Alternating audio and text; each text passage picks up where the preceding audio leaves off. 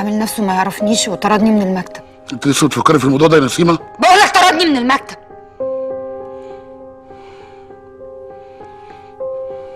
طب يا حبيبتي، انا هروح له المكتب وهزقه الكلب ابن الكلب ده. دخل بيتي 500 مره وعامل نفسه ما يعرفنيش. طيب اهدي يا روحي، اهدي. هاتي عنوان مكتبه وانا هفرجك هعمل فيه ايه. هجيب لك حقك.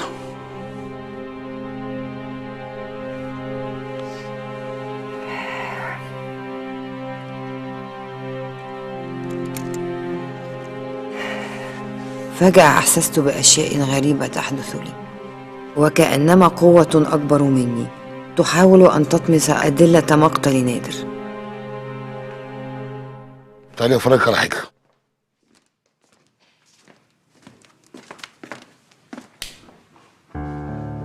ها، ايه رايك بقى؟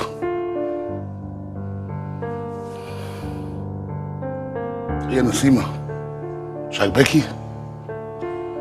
لا حلوة، أنا هدخل أنام. تصبح على خير.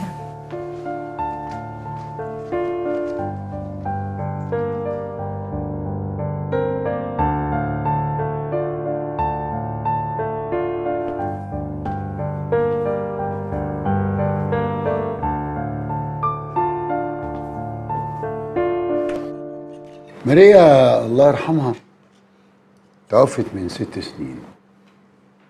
كانت عاوزة فريدة ترقص باليه، بس أنا كنت عايزها تطلع زي.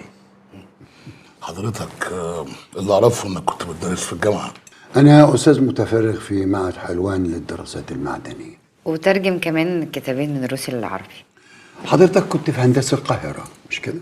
بالظبط، هندسه مدني دفعه 58.